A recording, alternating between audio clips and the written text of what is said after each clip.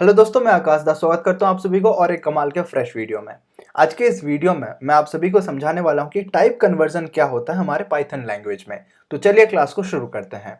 तो दोस्तों, सबसे पहले मैं आपको बताना चाहूंगा टाइप कन्वर्जन का मतलब ये सिंपल होता है कि एक वेरिएबल को एक डेटा टाइप से दूसरे डेटा टाइप में कन्वर्ट करने के लिए। फॉर एग्जाम्पल, अगर आपके पास एक कोई स्ट्रिंग है, उसको अगर आप इंटीजर में कन्वर्ट करना चाहते हैं, उसको बोलेंगे हम लोग टाइप कन्वर्जन। उसी के साथ साथ अगर आपके पास एक फ्लोट है, फ्लोट मतलब डेसिमल पॉइंट के साथ है, उसको अगर आप इंटीजर में कन्वर्ट करना चाहते हैं, वो भी रहेगा आपके लिए एक टाइप कन्वर्जन। सिंपल डेफिनेशन देख लेते हैं। Convert a variable from one data type to another is known as type conversion. कितने तरह के होते हैं मैं आपको अभी बता देता हूं। वो दो तरह के होते हैं, एक होता है इम्प्लीसिट, दूसरा होता है एक्सप्लिसिट। आपको ये क्लास के एंडिंग में मैं आपको डिफरेंस दोनों के बीच में समझा दूंगा। इम्प्लीसिट मतलब अभी फिलहाल बता देता हूं, जो खुद ब खुद कंपाइलर कर लेता है। एक्सप्लिसिट मतलब जब आप खुद मेंशन करके करते हैं। अब इतने मतलब डिटेल्स काफी है, अभी थोड़ा सा प्रैक्टिकल भी करेंगे। तो यहाँ पे आपको दो चीज दिखाई दे रहा है, ये दोनों में आपको डिफरेंस पता लगाना है। सबसे पहला डिफरेंस ये है कि यहाँ पे कोटेशन के साथ है, ये जो 20 है ये डबल कोट के अंदर है। कोई भी चीज जब सिंगल कोट या फिर डबल कोट के अंदर रहता है, आपको मैं बता चुका हूं कि उसको हम स्ट्रिंग बोलते हैं। कोई अगर बिना कोटेशन का रहता है, नंबर लिखा गया है, तो वो सिंपल इंटीजर है। डेसिमल के साथ रहता है तो फ्लोट हो जाता है। यहाँ पे बिना डेसिमल के साथ लिखा हुआ है तो एक इंटीजर है।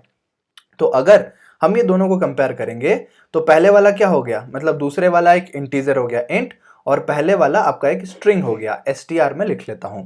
अभी ये दोनों को मैं चाहता हूं कि दोनों को स्ट्रिंग में कन्वर्ट कर लूं या फिर दोनों को इंटीजर में कन्वर्ट कर लूं। दोनों को अगर मुझे स्ट्रिंग में कन्वर्ट करना है, सिंपल मैं दोनों में कोटेशन लगा लूंगा तो दोनों स्ट्रिंग में कन्वर्ट हो जाएगा। लेकिन अभी अगर मैं चाहता हूं कि दोनों को इंटीजर में कन्वर्ट कर लूं, अगर दोनों को इंटीजर में कन्वर्ट करना चाहता हूं तो क्या करना पड़ेगा? सिंपल सी बात है, मुझे दोनों के साइड में इंट इंट लिख लेना पड़ेगा। तो इंट एक ऐसा फंक्शन है जो कि इंटीजर में कन्वर्ट कर लेता है।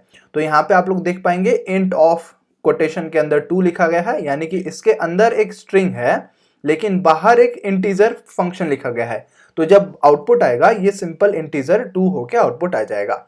उसी तरह यहां से आउटपुट क्या आ जाएगा, 3 आ जाएगा, और दोनों को ऐड करेंगे तो आउटपुट हमारा 5 आ जाएगा। ये सेम प्रोग्राम को अभी फिलहाल हम लोग रन करके देखते हैं। तो रन करने के लिए मैं जुपिटर नोटबुक में आ गया हूं। ये सेम चीज आप अपने मोबाइल फोन में करेंगे। तो यहाँ पे मैं क्या करूंगा, प्रिंट लिखता हूं। प्रिंट के अंदर ही सारा चीज लिखना है। प्रिंट कोटेशन के अंदर मैंने 20 लिखा और फिर +30 लिखता हूं। अगर इसको मैं रन करूंगा यहाँ पे बिल्कुल एरर आएगा। क्यों एरर आएगा? Can only concatenate string not int to string, मतलब कि एक इंटीजर और स्ट्रिंग को हम ऐड नहीं कर सकते। तो इसके लिए क्या करना पड़ेगा, सपोज मैं सेकंड वाले को कोटेशन दे देता हूं और यहाँ पे फिर मैं इसको रन करता हूं, तो ये दोनों ऐड हो जाएगा। 20 एक स्ट्रिंग है, 30 एक स्ट्रिंग है, तो 20 + 30 50 नहीं होगा, बल्कि ये क्या हो जाएगा 20 30, मतलब 2030 हो जाएगा। सिंपल कॉन्केटिनेट हो गया। अभी मैं चाहता हूं यहाँ पे क्या करूं, ये दोनों को इंटीजर में कन्वर्ट करूं और आउटपुट मुझे 50 चाहिए। तो क्या करना पड़ेगा, मैं इंट ऑफ पहला नंबर कर लेता हूं। तो इंट ऑफ कोटेशन के अंदर 20 रहने देते हैं, फिर यहाँ पे इंट ऑफ करके ये ब्रैकेट को यहाँ पे लास्ट में दे देंगे। अभी मैं इसको रन करूंगा तो end of unexpected end of line while parsing, क्या दिक्कत हो गया यहाँ पे कोटेशन का कमी हो गया। तो दूसरा एक कोटेशन देना पड़ेगा, क्योंकि जितने कोटेशन ओपन होंगे उतने कोटेशन क्लोज होने चाहिए। तो यहाँ पे 1 2 और 3 ओपन हो रहा है, तो 1 2 और 3 क्लोज होना चाहिए।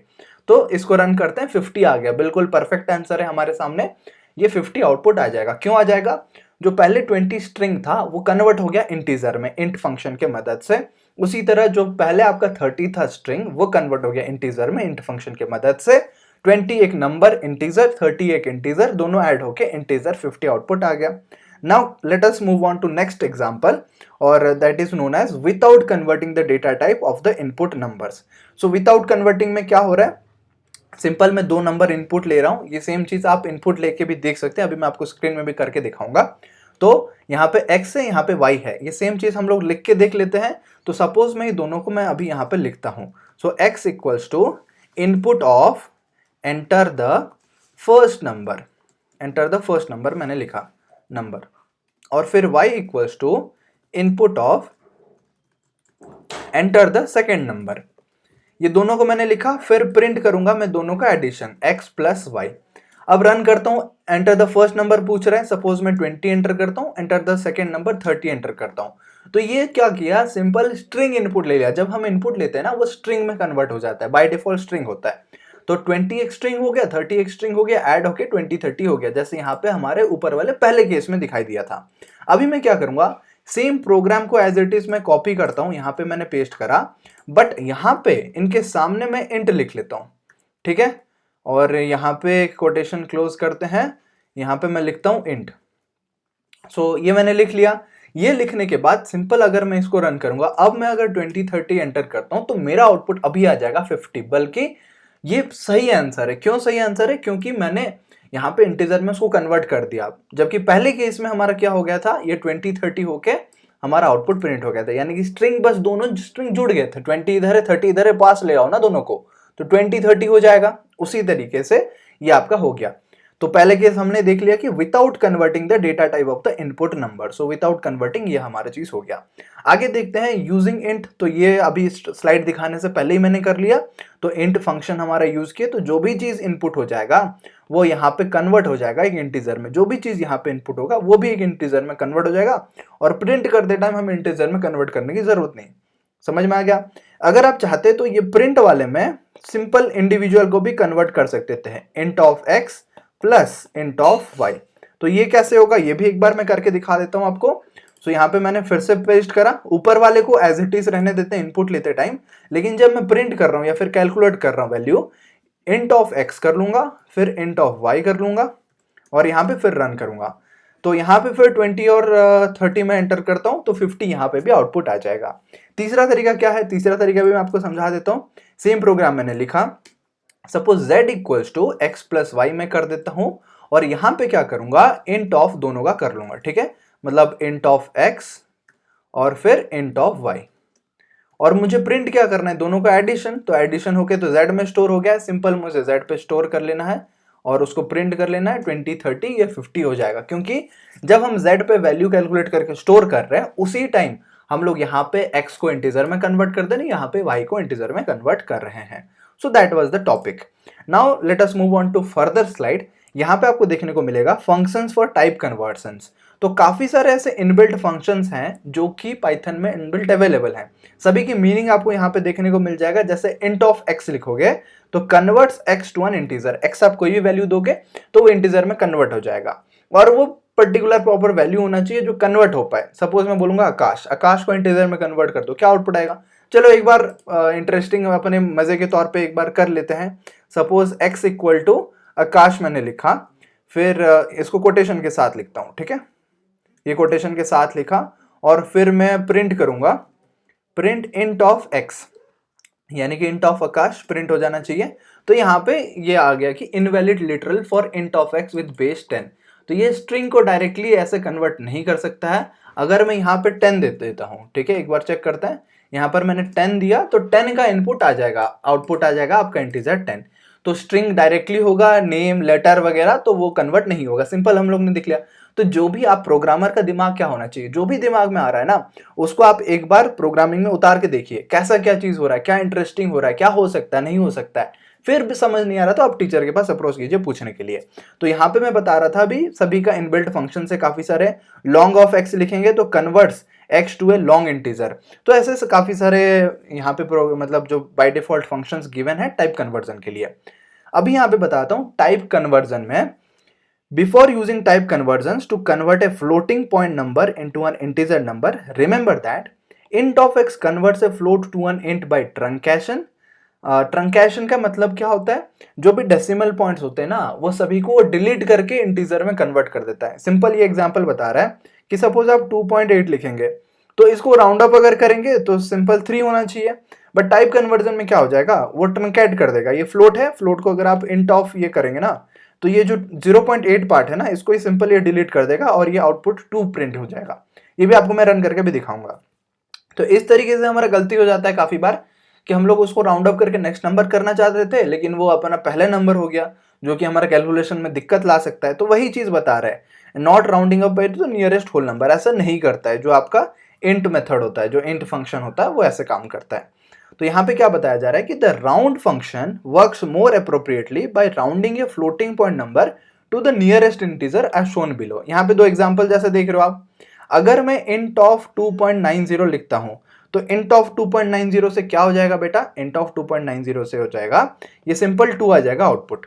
मैं ऐसे नहीं बता रहा हूं, मैं आपको रन करके दिखाऊंगा अभी।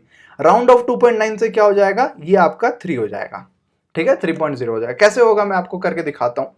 सो अभी स्क्रीन पे आ गए हैं, यहाँ पे मैं लिखता हूँ प्रिंट, प्रिंट लिखना पड़ेगा आपको।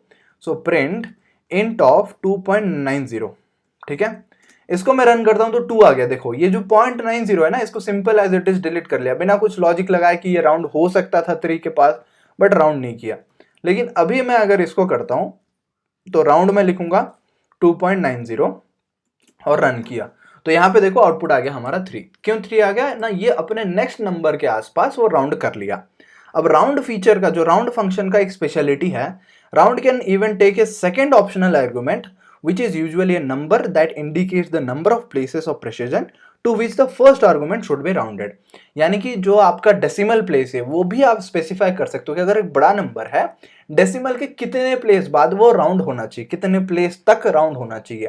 तो यहाँ पे एक सिंपल एग्जांपल मैंने लिख रखा है, वो भी मैं आपको रन करके अभी दिखा देता हूँ। मैं क्या करूंगा, प्रिंट करके राउंड ऑफ, सपोज मैं लिखता हूँ यहाँ पे 89.567890, इसको मैंने राउंड करा। सिंपल अगर मैं राउंड करता हूं तो ये 90 के आसपास एक इंटीजर नंबर पे राउंड हो जाता है। लेकिन अगर मैं इसको चाहता हूं डेसिमल के बाद 2 प्लेसेस तक राउंड हो, तो राउंड वो नंबर के बाद कॉमा करके मैं लिख लूंगा कितने प्लेसेस तक चाहिए डेसिमल के बाद। तो इसको अगर मैं रन करता हूं तो देखिए डेसिमल के 2 प्लेसेस के बाद राउंड हो गया। तो 89.56 जो था वो राउंड हो जाएगा डेसिमल जो 7 है यहाँ पे, तो नेक्स्ट नंबर पे राउंड हो जाएगा। राउंडिंग का कॉन्सेप्ट अलग है, मैथमेटिकल कॉन्सेप्ट है, किसी और क्लास में डिस्कशन करेंगे। तो यहाँ पे 57 हो जाएगा, तो 89.57 डेसिमल के बाद 2 प्लेसेस तक हमारा राउंड हो गया। अभी मैं आपको आखिरी में एक बहुत इंपॉर्टेंट टॉपिक समझाना चाहता हूं, जो मैं शुरू में बताया था कि हमारा टाइप कन्वर्जन 2 तरह का होता है, एक होता है इम्प्लीसिट, एक होता है एक्सप्लिसिट, जिसको हम बोलते हैं एक होता है टाइप कास्टिंग, दूसरा होता है टाइप कोएर्सन। तो ये दोनों में मेन डिफरेंस आप नोट कर रहे हैं ना, सारा चीज कॉपी में लिख के रखिए या फिर टाइप करके अपने वर्ड फाइल में रखिए।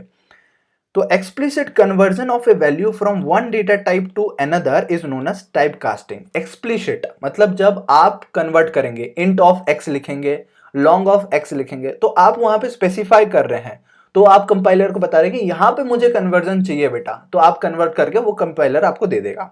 तो वो यूजर स्पेसिफाई कर रहा है। लेकिन काफी जगह पे इंटरनली कंपाइलर खुद समझ के कन्वर्ट कर लेता है। फॉर एग्जाम्पल यहाँ पे implicit conversion of data types either during compilation or during run time is known as type coercion।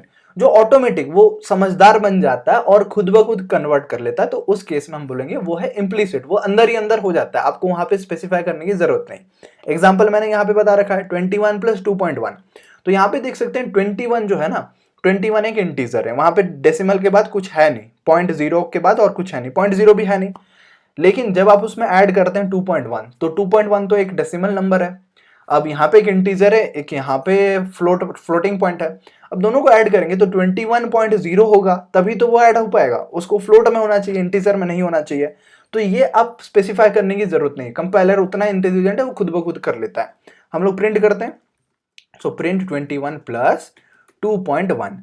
अगर मैं प्रिंट करूंगा 23.1, ऑटोमेटिक ये डेसिमल नंबर को बजाय रखने के लिए वो क्या करता है, यहाँ जो इंटीजर होता है ना उसको कन्वर्ट कर लेता है एक फ्लोट में। तो फ्लोट में कन्वर्ट करेंगे तो क्या होगा, मैं आपको दिखा देता हूँ। प्रिंट 2.1 ऑफ, इसको अगर आप इंट में कन्वर्ट करेंगे, तो इंट में कन्वर्ट करेंगे तो क्या हो जाएगा, इंट में कन्वर्ट करेंगे तो 2 हो जाएगा। इसको अगर हम फ्लोट में कन्वर्ट करेंगे, तो फ्लोट में कन्वर्ट करने के लिए सिंपल आपको फ्लोट लिखना पड़ता है।